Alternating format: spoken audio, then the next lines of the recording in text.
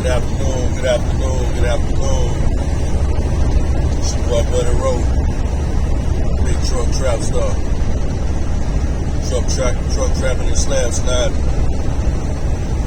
Check chasing.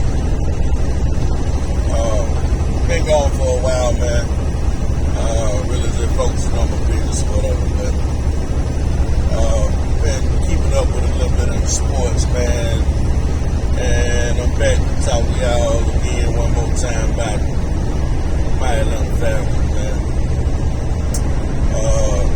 First, I want to say congratulations to my Georgia Bulldogs for getting into the national championship game.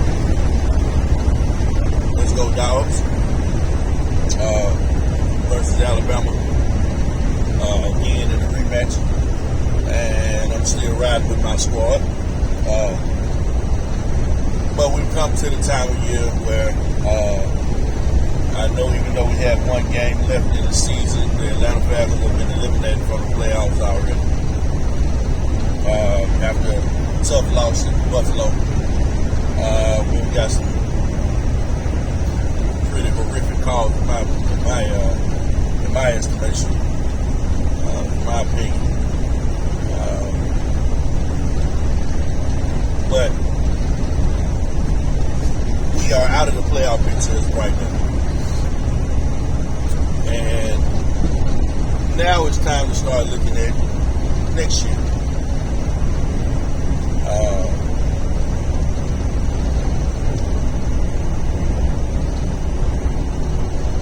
The draft is coming up, and the Falcons have a draft standing the number 12, I think it is right now, at 7-9, with the game left to go against the New Orleans Saints. The New Orleans Saints are playing to be able to get into the playoffs, and you know it's a natural rivalry. Our most heated rivalry. And this is the one time I actually don't want the Falcons to win. Even though it would knock the Saints out of the playoffs. The Falcons need to lose this game for a draft position. The Falcons could end up anywhere between 7 and I want to say 16 based on the outcome of this game and the outcome of Washington and Chicago's game. That would push us up or down, depending. And with that being said, the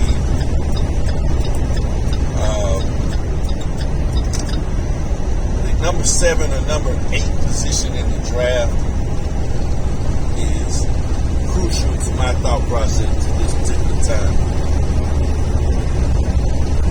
But the fact that Matt Ryan hasn't played terrible, I can see, because he didn't draft the quarterback last year, and the quarterback class this year isn't what I would consider elite.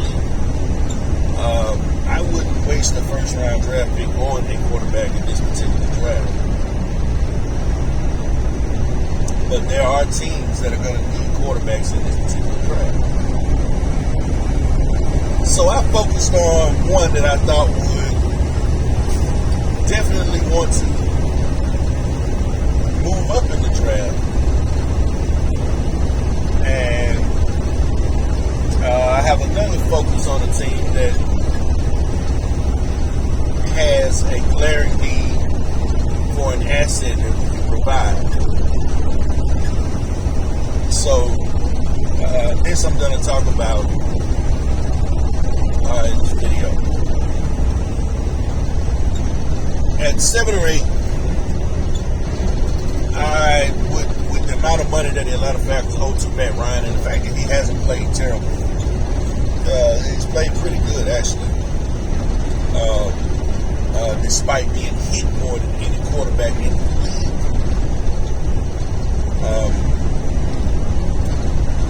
I would suggest that at 7 or 8 we trade back. My trade back partner is, and hopefully they win the game Sunday, but the Pittsburgh Steelers. With Big Ben retiring this year, they're going to need to get a quarterback immediately. And with a quarterback like Kenny Pickett, that plays in Pittsburgh for Pitt.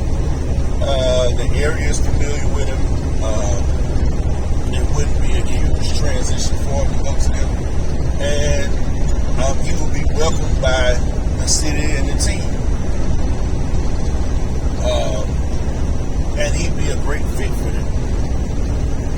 So my trade partner would be somebody like Pittsburgh. That's what I would recommend, which would put Pittsburgh at probably like 15 or 16. And for me, I doubt moving up to 6 to 7 spots won't get. I won't say you won't get. I doubt if they're willing to part with 2 first-round picks to be able to do that. But moving up those picks to get a second and a fourth this year and a second-round pick next year, I'm pretty sure that would equate to what it is that we would be willing to move back for, and would also benefit us as a team. At 15, my dilemma is whether to pick Jordan Davis at 15 or Sauce Gardner. Jordan Davis, the defensive tackle, or Sauce Gardner, the cornerback from Cincinnati. Reason being, AJ Terrell graded out as one of the highest rated cornerbacks in the league, despite being snubbed for the Pro Bowl. All his numbers and analytics were better than Trayvon Diggs, with the exception of him having 11 interceptions. Trayvon Diggs has allowed almost 1,000 yards in receiving this year, whereas AJ Terrell is somewhere around 350 yards. Trayvon Diggs averages 17.9 yards per reception, and AJ Terrell only averages about 6.5 yards per reception.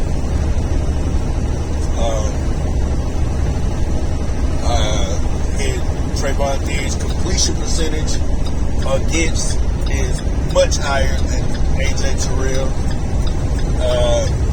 Just a better natural lockdown corner. Even though Trayvon Diggs has more interceptions. And I know that's the ultimate goal, to have an interception and turn the game around, but that's a lot of yards that you give up and a lot of completion that you give up and keep drives going. And sometimes just being in the right spot at the right time is enough for you to be able to get an interception. But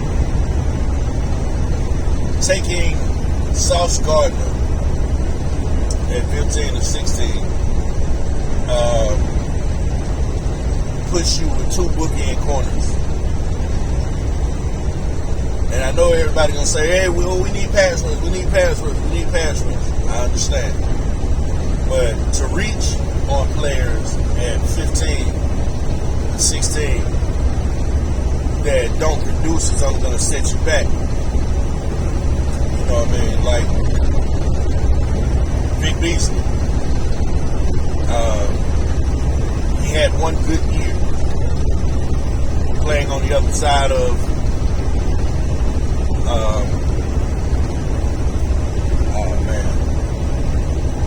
Dwight Freeman. You know what I mean? And still never learned the pass rush move to be able to consistently get pass rush. He had a speed move and that was it. And he never learned anything else. Okay, so that's my dilemma with that and being able to push the pocket with someone like Jordan Davis. Yes, before anybody asks, before anybody goddamn tries to scrutinize my picks, yes, I am a homer, but we're talking about quality prospects who can alter a game and solidify this defense, because the defense is not playing horrible, but there are certain things that needs to happen for this defense to get a chance to be over the top. Adding Jordan Davis and putting him in the rotation beside Grady Jarrett, or moving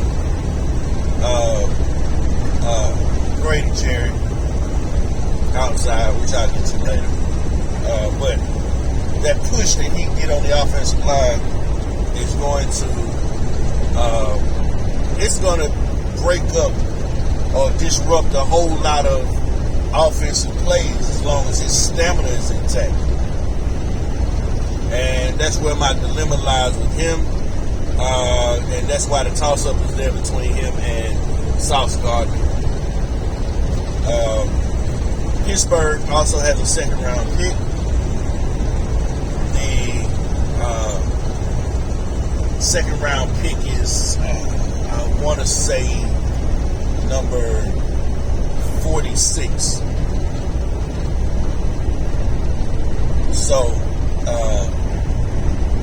that's your second. That's the other second round pick that they will receive, as well as the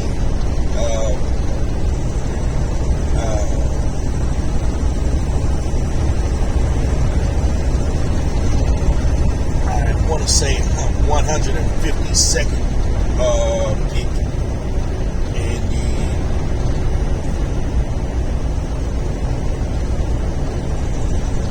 I think it's the 152nd pick in the fifth round, I think it is. But before I get there, I have another proposed trade. So you get the number 15 pick plus the 46th pick, as well as the 152nd pick. And my other trade would be to trade Calvin Ridley to a team that doesn't have a first round draft pick, that does have a high second round draft pick, but is in need of instant impact for them to be able to capitalize on getting the quarterback that they drafted in Justin Fields. I would trade Calvin Ridley to the Chicago Bears for their number 37 pick, and it's a value trade for them because they're going to get first round talent and probably get a rejuvenated player who wants a fresh start somewhere else. I don't honestly think that Calvin really wants to be an Atlanta Falcon, and since he doesn't, I'm a firm believer in letting people go when they don't want to be here. So, trading him with an opportunity to play in a bigger market like Chicago, because it is a bigger market. They have they are bigger historically. They have a heavier tradition. and it will be an opportunity for him to start over with the younger quarterback and somebody who needs his help tremendously. So they have the 37th pick.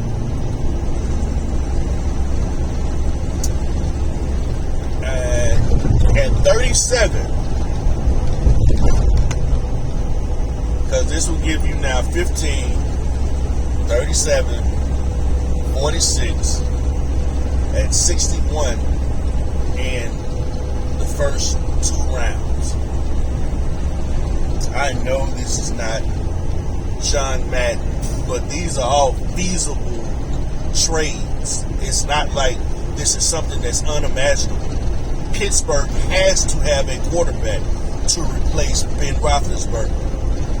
And they're going to have to jump in front of a couple of teams to be able to get a quarterback that's going to be able to run their system.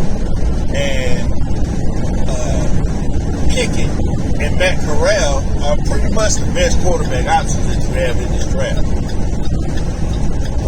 Desmond Ridder is a possibility, but I honestly don't see Desmond Ridder as being that type of player. Could he possibly be? It's possible.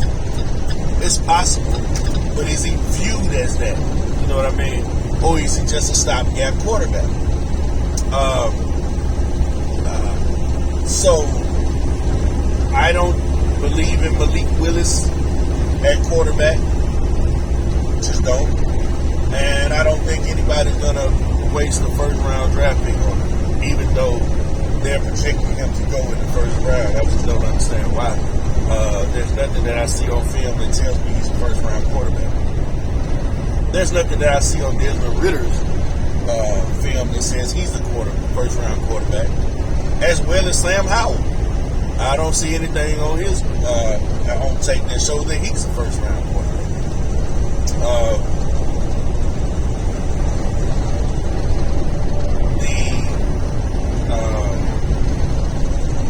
The fact that you can't name the wide receivers of the Chicago Bears tells you that there's a glaring need.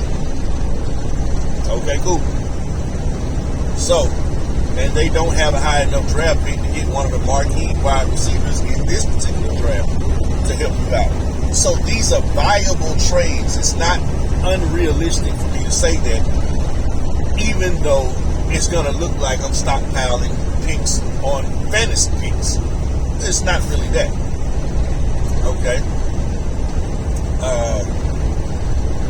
So, at 37, regardless of which one of these guys we pick, Jordan Davis or Amari Gardner, Sauce Gardner, the 37th pick, I would pick Jermaine Johnson out of Florida State. He's your end production. He is your pass rush. It would be a great fit. You would get a cornerback or a defensive tackle on your first pick and your edge rusher on your second pick. That's 37. At 42,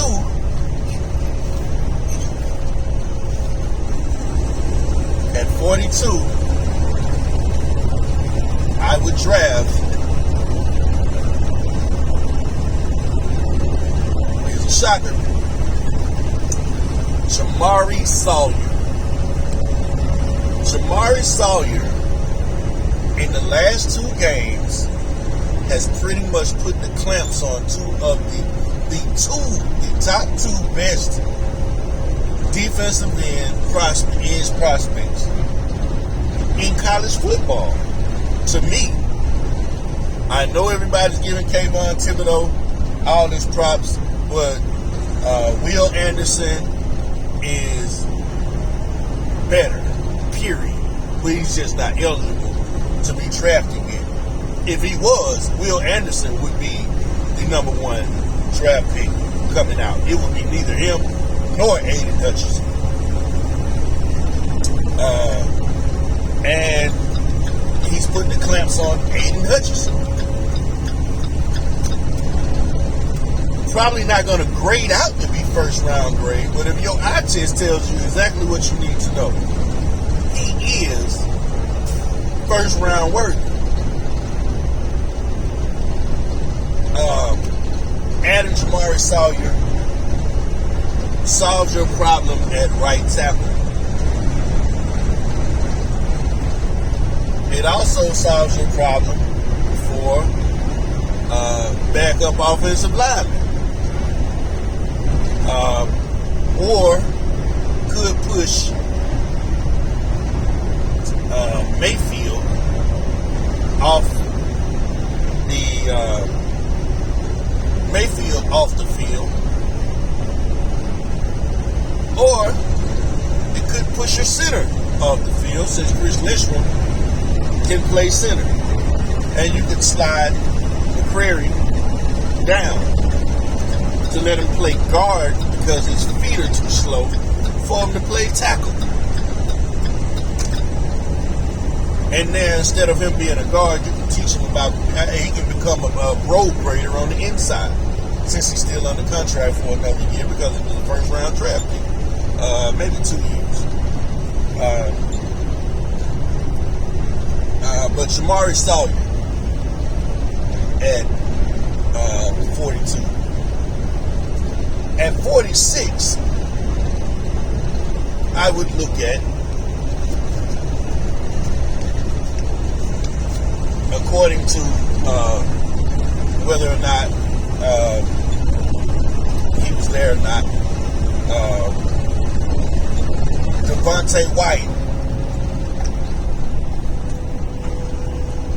Devontae Wyatt at 46. At 46, Devontae Wyatt to fill in, because if you draft, regardless of what happens, you're going to need somebody to play beside Grady Jarrett, or to spell Grady Jarrett from time to time. So, Devontae Wyatt, yes, I'm a homer, at 61, I will be looking at Abraham Lucas, if he's available.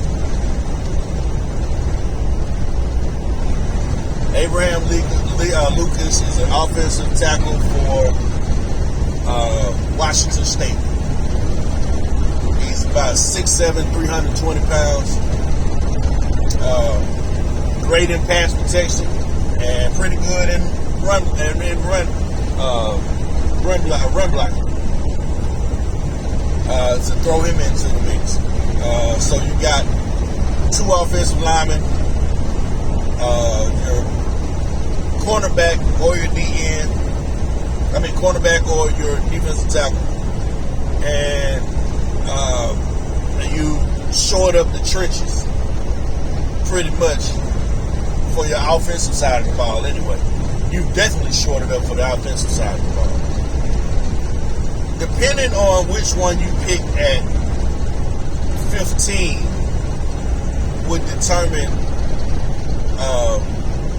the next the next pick. I would go with Brian Robinson at running back out of Alabama. Mike Davis ain't it. Quadre Allison, I like, but every time he touches the ball twice, he's hurt, or they don't give him the ball enough. I don't know if they trust him or not. Cordero Patterson cannot be your primary running back. It just cannot happen. And since Caleb Huntley hasn't seen the field, we can't really evaluate him. You pretty much know what you're getting with Brian Robinson. He's not the breakaway speed guy, but he doesn't have to be. This guy can get you 5, 6, 7 yards. You know what I'm saying? Every time he touches the ball, he falls forward. He's strong. He hits the hole fast, and he attacks the line of scrimmage, and he punishes defenders. That's at 73. At 110, depending on which one you chose at 15, it will be Kobe Bryant, the other cornerback at Cincinnati.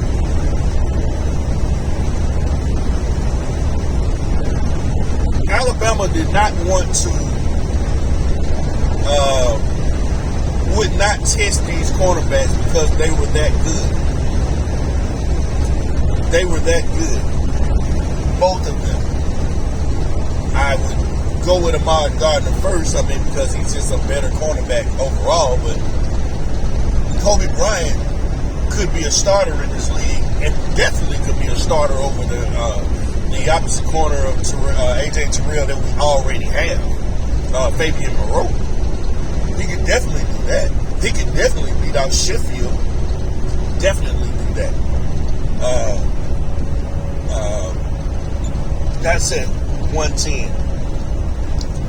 At 152. At 152.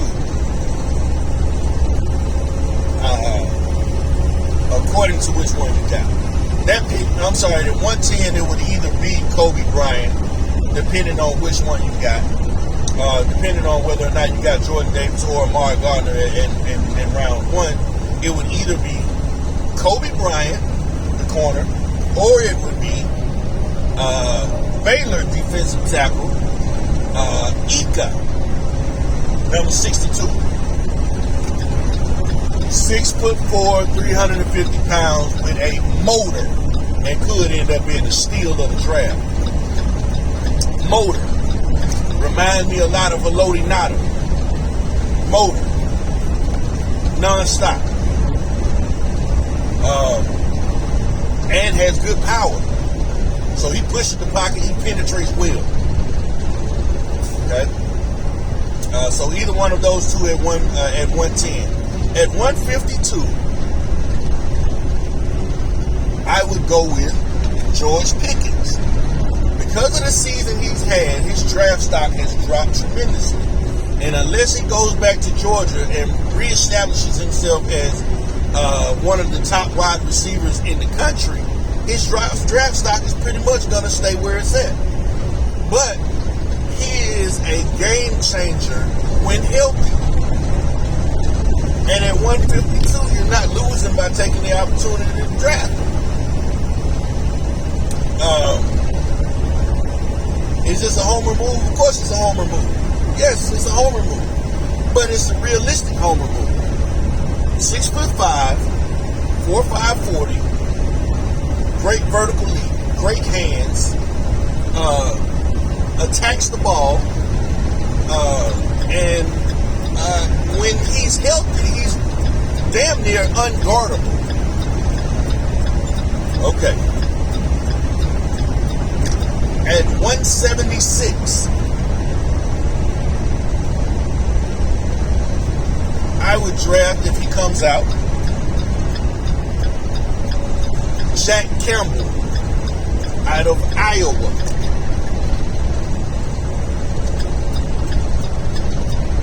Jack Campbell is a 6'5", 245-pound middle linebacker with great speed,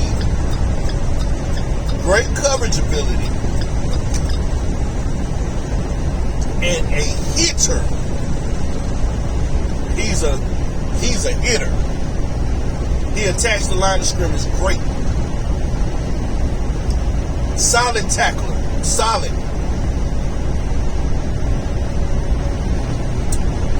Another steal. And last but not least, at 188, number 97 for Iowa, defensive end Falkenberg. high motor, great power, nice bend for a guy as big as he is. He has good speed off the edge. Good speed off the edge. Very underrated speed off the edge. On tape, when I saw him play, I saw him play against Penn State. I saw him play against when they played against Penn State, as well as Michigan State. And he disrupted the whole game. I saw him play against Kentucky, and he gave no time for Levy to throw the ball. Levi. He gave him no time to throw the ball. He was in his lap damn near every play. And this is against quality offensive line play in Kentucky. So, to recap where I'm at,